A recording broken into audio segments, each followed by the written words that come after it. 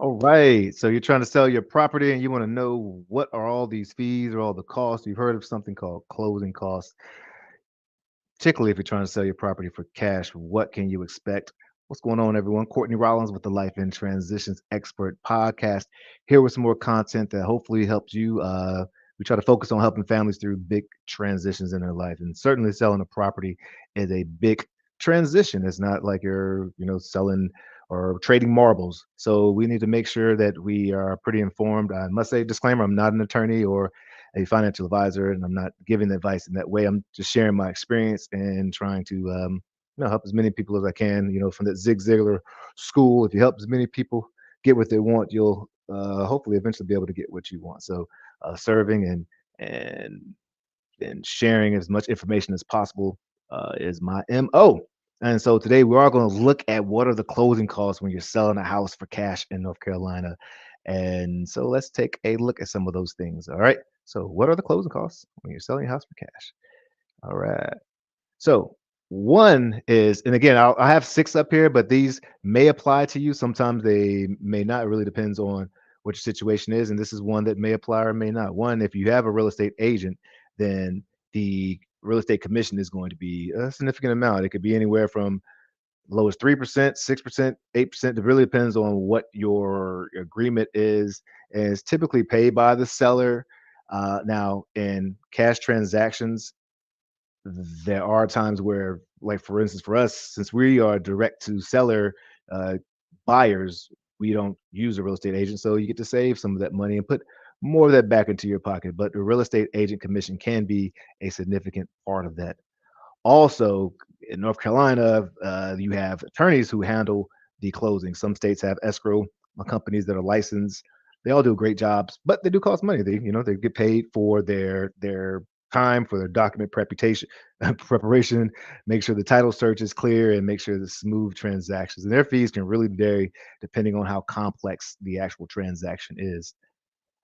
You also will need to part of the closing cost is the title search and the insurance. So you need to make sure that a title search is cleared.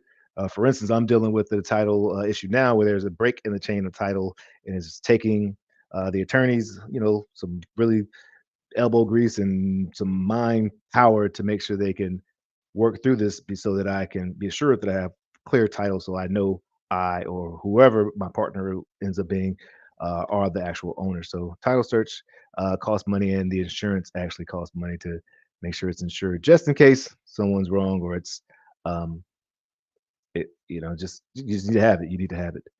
There's also transfer tax. In North Carolina, there's taxes imposed on when you sell a property, and they're typically paid by the seller. But again, these tax can depend on the county you lived in, where the property is located, and yeah, so expect to have transfer tax. You also need to make sure that the property is recorded, and so you want to make sure that you have recording.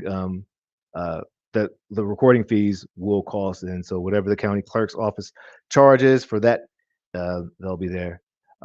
Also, sometimes there's repairs that need to be done. The buyer may request a home inspection, and so that's something that you want to expect. And usually, the buyer would cover that. And yeah, so those things to think about there. So let's go back. Real estate agent commission may be a part of the closing cost. The attorney fee may be a part of the closing cost. The title search and insurance may be a part of it. Transfer taxes, courting fees, home inspection and repairs. Um, home inspection repairs.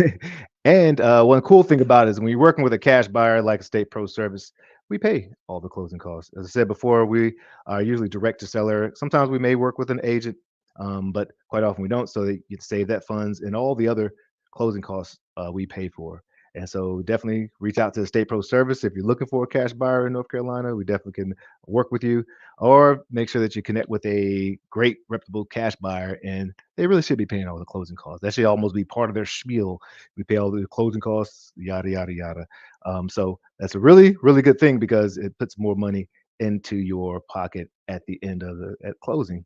Another thing I would say is I can't quite remember the other thing I was going to say. I should have had better notes as far as us paying closing cost.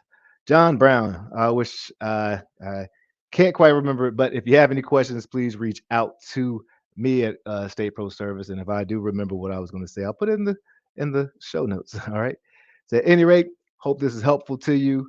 And yeah, let your light shine. Life in transitions experts. Cheers.